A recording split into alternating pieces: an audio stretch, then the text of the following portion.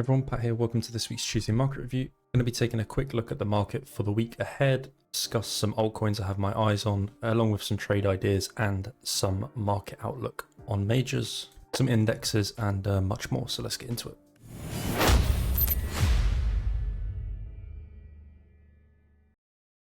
Quickly before we start, I just wanted to forward you to my Medium blog. This is a blog that I post probably something on there every month. I'm going to link it in the description, but I actually done a big write-up on Friday covering all of my higher time frame thoughts.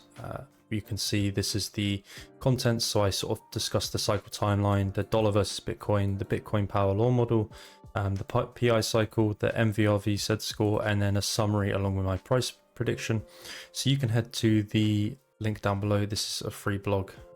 I post there, like I said, monthly, and you can see all my thoughts on Bitcoin mostly, and like the crypto market, where I think we are in this terms of a timeline. And if you do like this sort of content, I post these market reports weekly within Wealth Group. Again, that link to join is going to be in the description. If you like these sort of reports or anything you see in this video, then make sure you join the Discord. It's going to be a great place to be locked into for Q4. Remember that this video is for informational purposes only and reflects my personal views. It's not financial advice, and always consult a qualified financial advisor before making investment decisions. So Bitcoin holding onto a key support right now at 112k. We sort of had this rally into FOMC last week. I can't remember if what I discussed in last week's Tuesday market review, but this sort of rally into FOMC was essentially priced in. The move we got from Bitcoin into sort of like 117k to 118k was essentially the market pricing in the rate cut that the Fed was doing. Along with the dollar as well, we basically saw like the dollar being in a downtrend, for essentially like 2 months into September.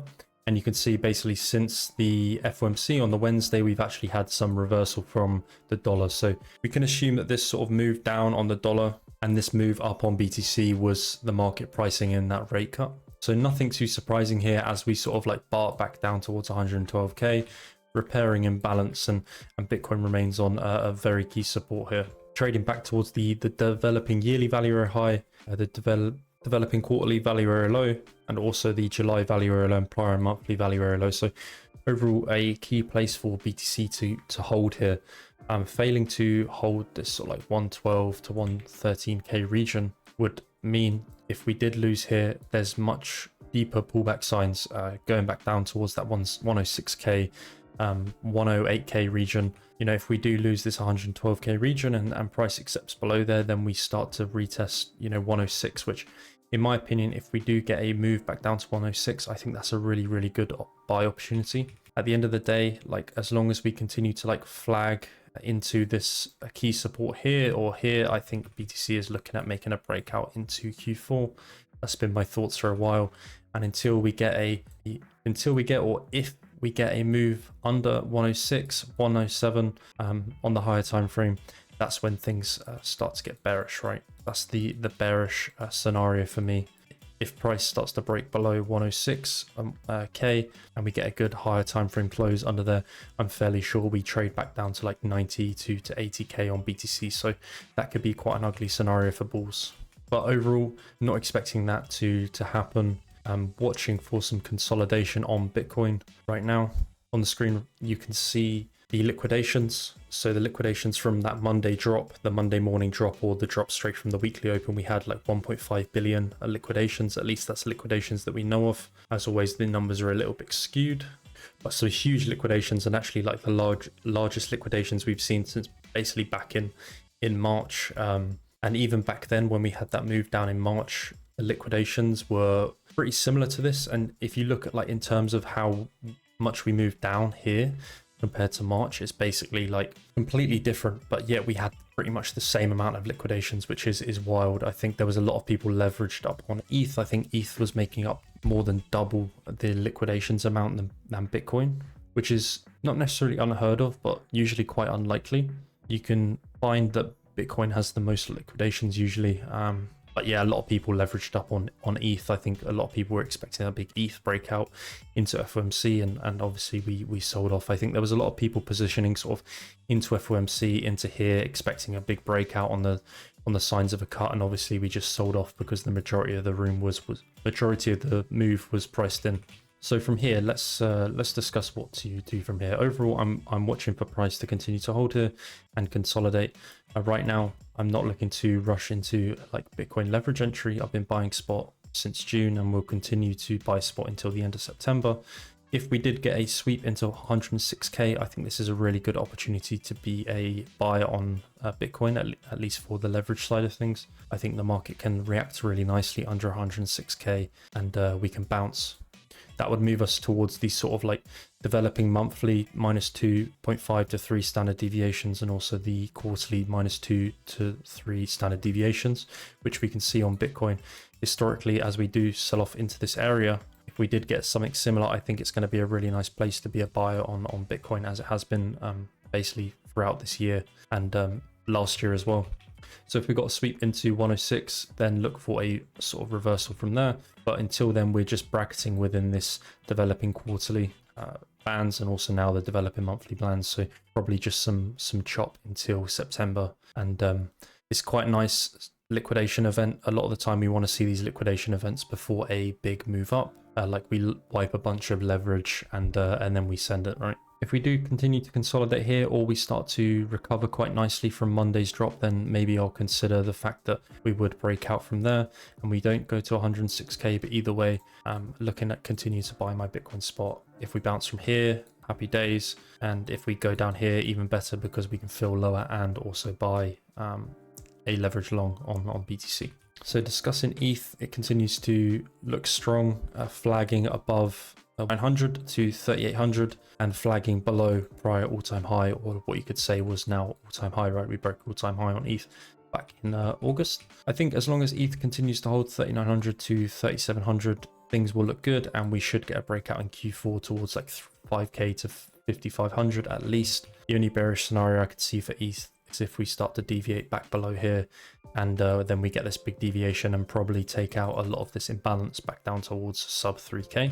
Overall, looking to get long on ETH if we do go for a good sweep into like 3800. Down there we have the prime monthly value area low, the developing quarterly VWAP, and also the developing yearly value area high, which we haven't actually retested since we broke it back in July. Also on the monthly, we can see that ETH is firing off some buy signals for me on my system, which historically has been a really nice place to find a reversal from ETH. I'm not entirely convinced in being a buyer just yet. So if we did start to bleed down towards 3800 and we got like a good amount of stacked buy signals like this, or if we start to get some stronger buy signals like this, then I would consider an entry if that happened down into like 3800. Otherwise, I think it's just best waiting for a reclaim of 4200 plus on ETH. If we lock in a reclaim back above 4200, 4300, then there's a good chance ETH is going to look at breaking out. But until then, I wouldn't worry too much about trying to time a long down here. There's a good chance that it could bleed out a little bit into like 3800 before then bouncing into Q4, which would be a really nice scenario, and I would consider it a spot entry for ETH if we go to 3800.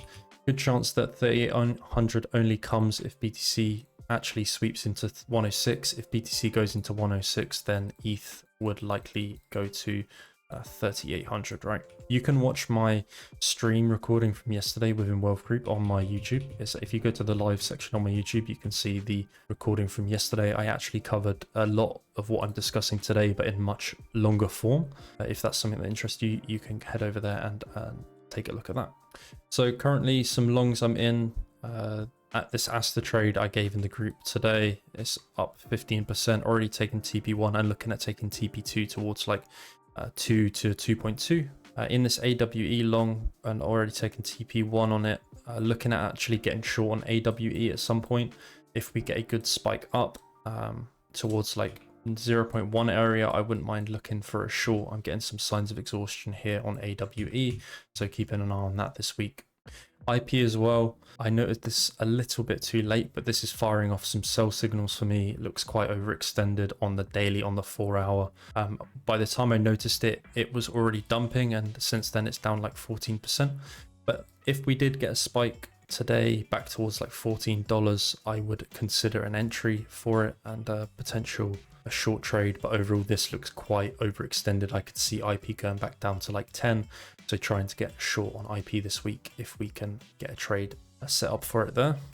Another thing I want to discuss is AVAX. This has actually been insanely strong. If we look at AVAX compared to Sol, if we compare it to BTC, if we actually compare Sol and AVAX to BTC from the June low, AVAX actually has been performing just as well as Solana, if not better now, since the top of Sol back towards that 240 region. AVAX is performing really well, so a bit of a silent mover, but I'm considering a short entry for it if we can get a spike into like 37 to 39.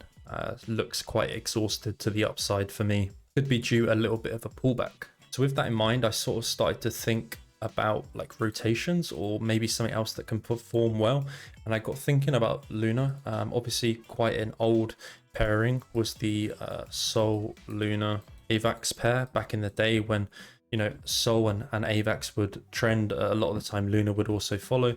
It has actually been trailing these two and basically performing worse than them, but price action wise has been almost identical. So I'm keeping an eye on the fact that if AVAX starts to top, then maybe we could see some flow trickle into Luna. The chart actually doesn't look like awful. It is kind of hanging on by a thread here. So if we did lock in a reclaim on Luna back above sort of like 0.14 and AVAX looks at topping out towards 37, I'm going to look for a potential rotation between these two. It might be a little bit far-fetched in 2025 looking for like a 2022 pairing to trend well. Obviously times have changed. Luna is a bit of a shitcoin now, but it's something to consider. I also had monthly buy signals for Luna, and it's quite close to giving quarterly buy signals as well. So I'm going to keep an eye on it for a reversal, especially if AVAX starts to top out into $37 to $39. But yeah, that's pretty much summarizing my thoughts this week. Like I said, go and read the higher time frame market review. That's linked in the description. It's about a 10-minute read, or if you're interested, come and join the Discord. I'm posting all my thoughts and trades every day over there in the wealth group. Hope you guys have a good week. I'm live on Twitch tomorrow. You can see the Twitch in the description as well. All my links to socials are down there. We'll be live on my own on Twitch for a couple hours tomorrow morning, so come and check it out. You guys, bye bye.